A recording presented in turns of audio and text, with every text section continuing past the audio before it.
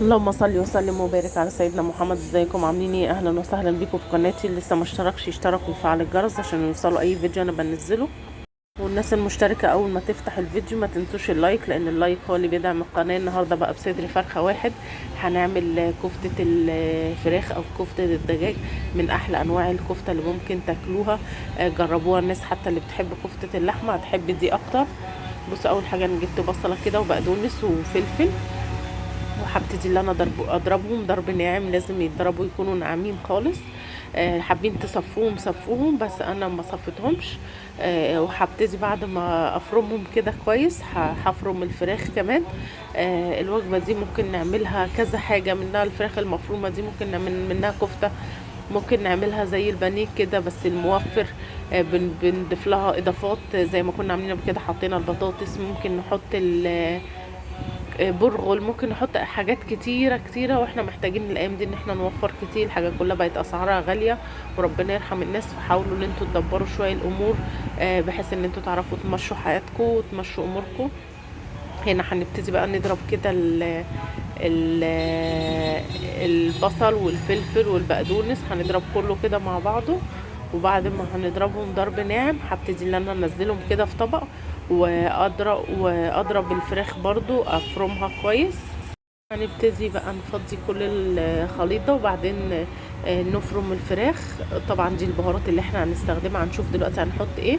هبتدي بقى احط كده، اقطع الفراخ وابتدي ان انا افرمها الاول برضو. وبعد ما بفرمها برجع تاني البصل والطماطم، البصل والبقدونس والفلفل ارجعهم تاني مع الفراخ، بحيث ان هم ياخدوا ضربة كده مع بعضهم كلهم. بس في الوقت ده ببتدي ان انا بقى احط البهارات اللي عندي. انا البهارات اللي حطيتها بصل بودر، توم بودر، بابريكا، بهارات فراخ.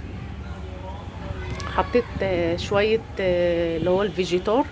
طبعا عندكم بقسماط حابين تحطوا حطوا.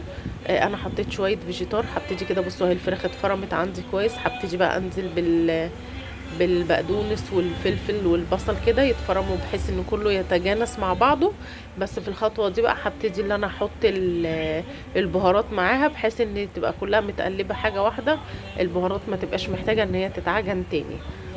هنبتدي بقى كده نحط البهارات كلها، وزي ما قلت لكم اي بقى نوع بهارات انتوا حابينه حطوه. انا حطيت بصل بودر، توم بودر، بابريكا، بهارات فراخ، وحطيت فيجيتار. انتوا عندكم بقسماط حطوا، عندكم اي نوع بهارات انتوا حابينه حطوا عادي. لو وصلتوا لحد الخطوه دي ولسه ما عملتوش اللايك، ما تنسوش اللايك، لان اللايك هو اللي هيدعم القناه وهيخلي الفيديو اكبر عدد منه ويتشاف. فيا ريت لو سمحتوا ادعموا القناه شويه باللايك، يعني اللي بيفتح الفيديو ما اول ما يفتحه كده ما يستخسرش ان هو يدوس على اللايك. هنا بقى هبتدي كده احط البهارات اللي عندي كلها. بهارات وكفتة الفراخ دي على فكرة انا هعملها مشوية في الفرن النهاردة. انتوا ممكن تعملوها بالبيض والبقسماط وتعملوها بانيه برضو، بتبقى حلوة قوي. جربوها. في يوم هنعمل برضو هنفرم الفراخ، نعمل برجر الفراخ برضو من احلى البرجر اللي ممكن تاكلوه. انا على طول كنت بحب برجر اللحمة، بس لما جربت برجر الفراخ برضو عجبني قوي، وطعمه عجبني وطريقته عجبتني. فجربوه، ما يمنعش ان احنا نجرب دلوقتي بما ان الغلو واللحوم بقت اسعارها عالية. فحاولوا تعملوا البدايل بالفراخ. هو اي نعم هي مش رخيصة برضو، بس على الاقل بدايل ممكن تخليكم ان انتوا تعرفوا تتعايشوا شوية، وخصوصا لو في اولاد يعني. فالحاجات دي من ضمن الحاجات الموفرة، والولاد كلها بيحبوها. دايما بيحبوا سواء الناجتس، سواء البانيه، سواء الفراخ، يعني الكفتة، اي حاجة من الحاجات دي الاطفال بيحبوها اكتر من اي حاجة تانية. فحاولوا ان انتوا يعني تدبروا اموركم شوية. هنا خلاص بعد ما حطيت بقى كل انواع البهارات اللي عندي، هبتدي ان انا زي ما قلت لكم ابتدي بقى ان انا اديها فرمه تاني كده مع البهارات. بصوا ده الفيجيتار اللي عندي. انتوا عندكم بقسماط حطوا، انا حطيت فيجيتار.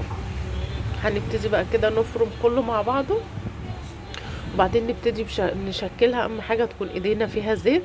هبتدي بقى اشكلها، يعني احط زيت في الصينيه واحط زيت في ايدي، وابتدي كده اشكلها بحيث ان هي هتبقى طبعا زي عجينة، فمحتاجة تشكلوها بمية تشكلوها بزيت، بس الأسرع الزيت بيبقى حلو، بيشكلها بكل سهولة. وانا عملتها نفس كفتة الحاتي كده، جبت كده اسطوانة كده طويلة، وبدأت ان انا اشكلها عليها.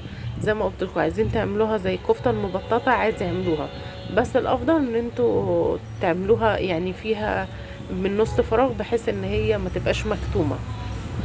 هنبتدي بقى كده نعجن كل المكونات اللي عندنا، وبعد ما نعجنها هنبتدي بقى ان احنا نشكلها كده. انا زي ما قلت لكم شكلتها زي كفتة الحاتي بالظبط. وبدأت ان انا ارصها في الصينية اللي عندي. حشوية جبت لها برضه اهم حاجة عملته وهي نية. المرة دي انا المرة اللي فاتت عملتها بعد ما استوت عندي، رحت مولعة فحماية وطفيتها في الصينية دي، بحيث ان هي تدي ريحة الدخانة الشوي يعني. انا عملت الخطوة دي وهي نية لسه. بعد ما رصيت الكفتة في الصينية، رحت مولعة فحماية كده، وحطيت عليها نقطة زيت، وبدأت ان انا ادخنها في الكفتة وهي نية، بحيث ان هي لما تستوي هتبقى فيها طعم الشوي. لو عندكم على فكرة بديل الفحم ده، اللي مش بيحب الفحم ممكن يعمل اللي هي البابريكا المدخنة، بس انا ما عنديش بابريكا مدخنة فعملتها بالفحم. لكن برضو لو جبتوا البابريكا المدخنة بتدي طعم حلو، بتدي ريحة حلوة، خصوصا في الحاجات المشوية. هنا هنبتدي بقى نشكل. هاي الصينية بتاعتنا دهناها زيت، هبتدي بقى كده اشكل الكفتة بتاعتي، ايديا مدهونة زيت. البتاعة دي بتاعت شماعة، هبتدي ان انا ادهنها زيت برضو، وابتدي اصب عليها الكفتة بتاعتنا، والحجم اللي انتوا حابينه اعملوه. انا بقيت اعملها كده، ولا تخينة ولا رفيعة، والحجم ده كان معقول.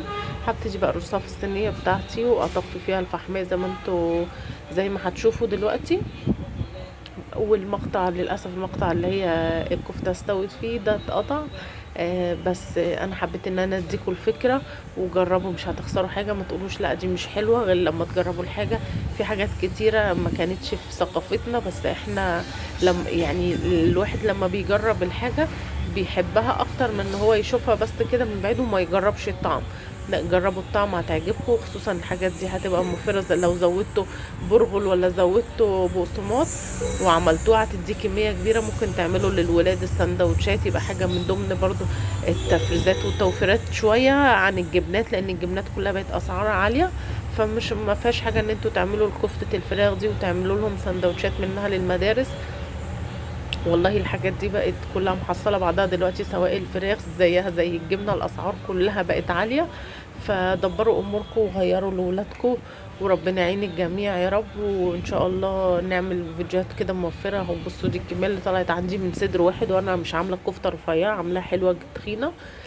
جربوها مش هتندموا. واستنوا الفيديو الجاي. ولو وصلتوا لحد هنا ولسه ما عملتوش اللايك، اعملوا اللايك، عشان اللايك هو اللي هيدعم القناة زي ما قلت لكم، هيوصلها لاكبر عدد للناس. فدعموني شوية، وربنا يعين الجميع، وكل سنة وانتم طيبين العام الدراسي الجديد.